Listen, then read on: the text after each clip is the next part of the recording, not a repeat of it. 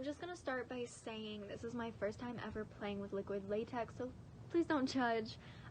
Here in this little kit, I'm using a tool that I end up using later on for the scab blood, and these I don't really care about if they get fucked up or not. And then here I didn't really have a plan when it came to placing it. I just knew I needed to get some liquid latex on and kind of go from there.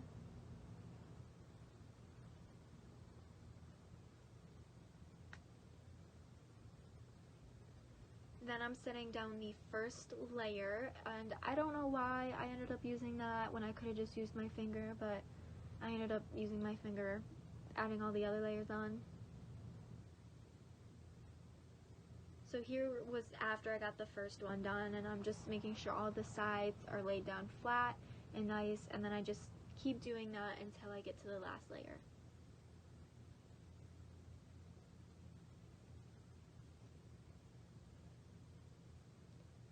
Now here's the last layer.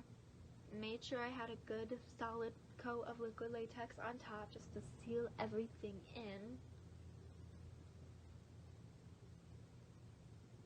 And then very carefully I ended up using just these little scissors, like scissors that I use to like trim my brow hairs to make like the cut. And these are also scissors that I didn't care about using because I have a new pair, so these are going to be part of like my FX makeup now.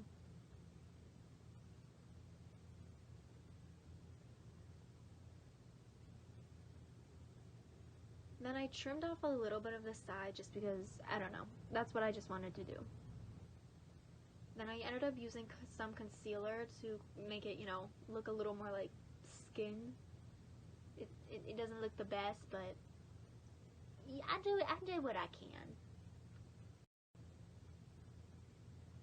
Then I carefully went over it with a beauty blender, whole new one, nothing I'm going to use on my face, just very carefully so I didn't fudge anything up.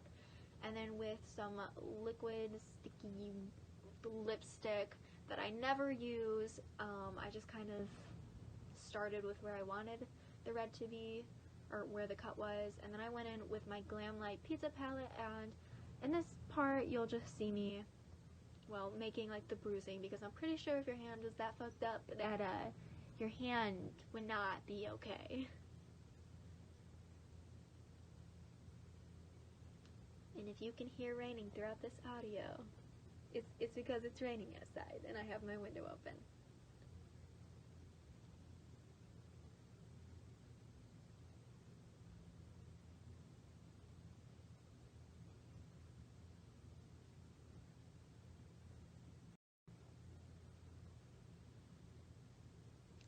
Now here I end up just using some translucent powder going over all of the eyeshadows because I figured just to kind of tone it down a little bit, make it seem a little more real, or just not so like sparkly, or I don't know, you know, that eyeshadow look or whatever. I don't know, I thought it would help, and to me I think it did. And then I just kind of tried to dust it off a little bit. Here I ended up going in with just some like cream black makeup, like you would use for Halloween anyways, because I wanted to make the cut look a bit deeper, but then I thought it got like too dark, so then I had to like add more red back in, and then I just kind of played around with that until I got it to where I liked it.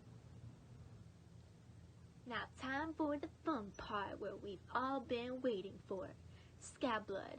I was so excited to use this, so I just took up that tool that you seen earlier in the video, and I just kind of started messing around with it, and yeah, I just played around, kind of did my thing, and well, the results will be here in just a moment.